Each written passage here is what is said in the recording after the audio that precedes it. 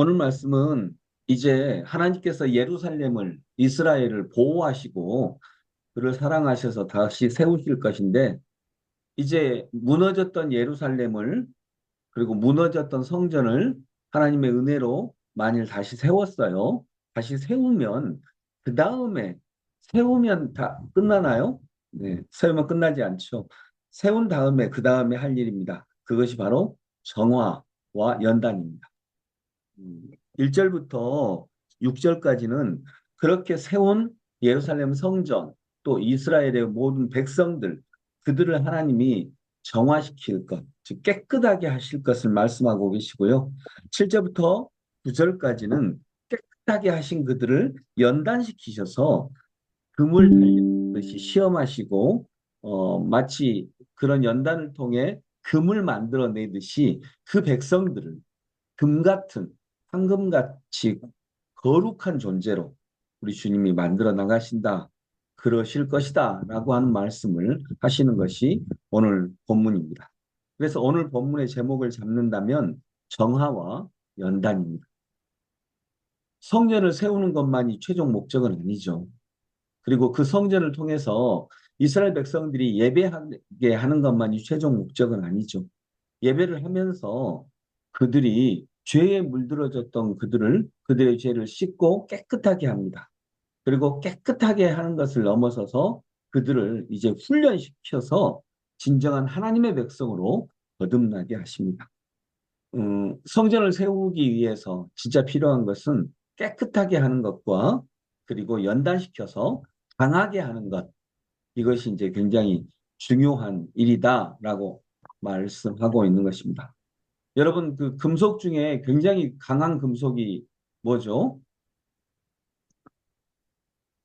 다이아몬드요? 다이아몬드. 금도 상당히 강한 금속인지는 알고 계시죠? 네. 다이아몬드가 제일 강하고, 또 금도 굉장히 강합니다. 왜 금이 강할까? 다이아몬드가 왜 금속 중에서도 강할까? 불에 넣어서 연단하고 재련했기 때문입니다. 불 속에 넣어가지고 연단시키고 깨끗하게 하고 연단시켰기 때문에 금이나 다이아몬드가 가장 강한 거죠. 여러분, 마찬가지로 이스라엘 백성들에게 그 스가랴는 성전을 재건하고 신앙을 재건하는 예언자의 말씀이 바로 스가랴인데, 신앙을 재건하고 성전을 재건하고 그러기 위해서 그걸로 끝이 아니라는 거죠. 성전을 재건하고 신앙을 재건한 다음에 그들을 하나님의 말씀을 통해 거룩한 백성이 되게 합니다. 즉 정화시킵니다. 그리고 그 다음에 음, 9절에 나오는 것처럼 그 3분의 1은 내가 불 속에 집어넣어서 은을 단련하듯이 단련하고 금을 시험하듯이 시험하겠다. 연단시키신다라고 하는 이야기입니다. 그래서 우리 그리스도인들은, 지금 현대 그리스도인들도 역시 마찬가지로 우리가 예배당 나가고 예배드리는 것, 이것이 최종 목적이 아니죠. 그러는 이유는 나를 주님의 말씀을 위해서 깨끗하게 하고 연단시키기 위함인 것입니다. 오늘 본문에서 좀 어려운 구절이, 그 이게 3절에 보면 그런데도 누가 예언을 하겠다고 고집하면, 근데 여기 나오는 예언 또는 예언자, 오늘 본문의 예언과 예언자는 긍정적인 내용이 아닙니다. 여기서 말하는, 오늘 본문에 나오는 예언은 거짓 예언을 말하는 것이고요. 예언자는 거짓 예언자를 말하고 있는 것입니다. 그래서 거짓 예언을 하겠다고 고집하면, 그를 낳은 아버지와 어머니가 그 자식에게 말하기를 내가 주님의 이름을 팔아서 거짓말을 하였으니 너는 살지 못한다 하고, 오히려 부모들이 그 거짓 예언자들을 죽일 것이다 라고 하는 거죠. 진리를 붙잡는 것이 부모와 자식 간의 연을 붙잡는 것보다 훨씬 더 중요하다. 그 정도로 중요할 때가 있다라고 하는 말씀이고, 또 제일 6절. 어떤 사람이 그에게 가슴이 온통 상처투성이인데도 어찌된 일이요 하고 물으면, 그래서 왜 상처투성이냐면, 거짓 예언자들은 자기를 학대하잖아. 그래서 발신과 그, 그 발신과 엘리야가 대결을 하죠. 그때 발신을 믿는 사람들은 자기를 상처를 줍니다. 그러면서 내가 이렇게 상처를 받을 정도로 간절히 기도하면 내가 상처를 내 몸에 주면서 기도하면 하나님이 들어주시겠지라고 생각하면서 자기 몸에 상처를 주면서까지 기도합니다. 지금 그런 내용입니다. 그래서 온몸이 상처, 온 가슴이 온통 상처투성이인데 어찌되리요 하고 물으면 이 예언자들이 그렇게 우상에 빠졌었다라고 하는 것입니다. 자기에게 상처를 주고 피를 내면서 기도하면 간절히 기도한 거니까 하나님이 들어주신다. 근데 그러면 그는 친구들의 집에서 입은 상처하고 대답할 것이다. 이제 이게 거짓말인 것이 아니까 거짓말하게 된다는 거죠. 나는 그런 거짓 예언자가 아니다. 나는 예언자 아니다. 나는 농부다. 이제 이렇게 얘기한다는 것입니다. 그리고 7, 8, 9절은 그 하나님의 백성들을 이제 성전을 세운 다음에 그들을 연단시키고 강하게 하겠다라고 하는 말씀인 것입니다. 여러분, 우리들은 그래서 깨끗하게 돼야 합니다. 우리 하나님의 말씀 앞에 깨끗한 존재가 돼야 되는 거죠. 깨끗입니다. 깨끗. 깨끗이 뭘까요? 깨끗. 끝, 끝을 깨트리는 것. 뭐 이렇게 이해도 될 것 같아요. 끝이라고 생각한 것을 깨트려 버리는 것. 이게 깨끗함입니다. 그, 우리가 끝이라고 생각하는 게 뭘까요? 대표적인 것이 죽음이죠. 죽으면 끝이야. 그랬잖아요. 그런데 예수님은 죽음을 깨트려 버리신 것입니다. 부활입니다. 그래서 깨끗은 끝을 깨트려 버리는 것.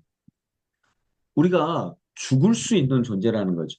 인간에게는 제일 큰 끝이 죽음인데 그 죽음을 깨트려 버리고 부활하는 것. 이것이 하나님이 우리에게 주신 은혜인 것입니다. 그런 면에서 보면 끝을 깨트리는 것. 우리가 보통 그러죠. 여러분, 일제시대 때, 일제강점기 때 신사참배를 한 사람들이 왜 신사참배를 했냐면, 뭐, 일본 신이 좋아서, 일본 천황한테 절하고 싶어서 아닙니다. 억지로 했습니다. 근데 왜 억지로 했냐? 그래도 교회는 살려야 할 거 아니냐라고 하는 의미에서 했습니다. 교회는 살려야 할 거 아니냐? 근데 여러분, 교회를 살리는 것은 그리스도의 진리가 살리는 것이지 안 무너지기 위해서 천황한테 절한다고 살려지는 것이 아니라는 거죠.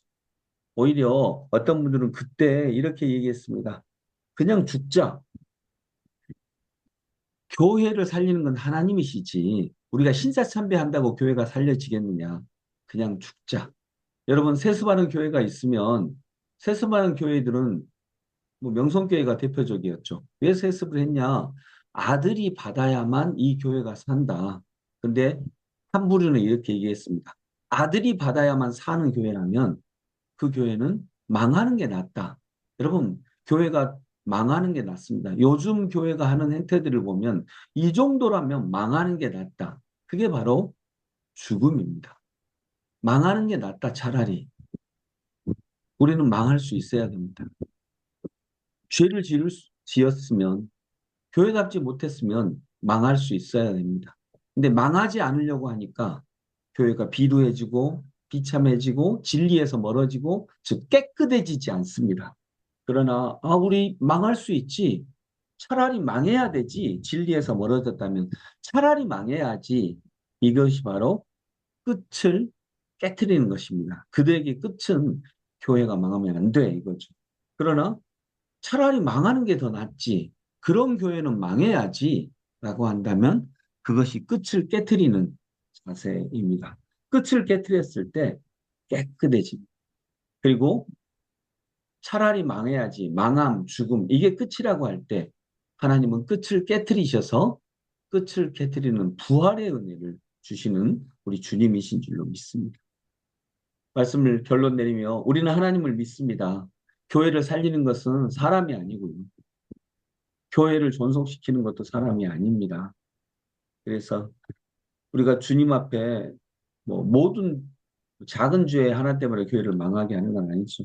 그러나 지금과 같이 역사 앞에 하나님 앞에 큰 죄를 지으면 차라리 그 교회는 망하는 게 낫지라고 우리가 끝을 깨트릴 때 하나님이 우리를 깨끗하게 하실 수 있고 그 깨끗함을 보고 하나님 우리를 다시 살려주시는 부활의 은혜를 주실 줄로 믿습니다. 기도하겠습니다. 하나님 아버지 일제강점기 때 일본의 신사참배를 했던 교회들이 내세운 논리는 이거였습니다.